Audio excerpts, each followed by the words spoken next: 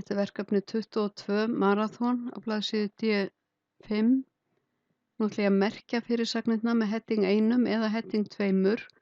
Þið sjáið mjög vel á blaðsíðu D6 hvort þetta er heading 1 eða heading 2, það er að segja fyrirsögn á fyrsta þrepi eða öðru þrepi.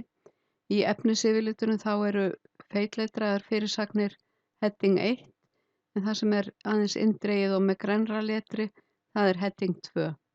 Þannig að hér smelli ég bara í línuna, ég þarf ekki að setja í blokk og maraþonhlaup er heading 1.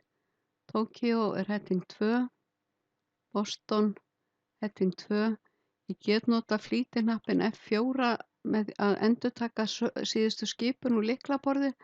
Það þarf ég ekki alltaf að fara með bendilinn hingað upp. Bara get smellt hér og ítt á F4 og síðan kemur heimildaskráin, hún er með heading 1 og hér fyrir framan set ég föst síðuskil.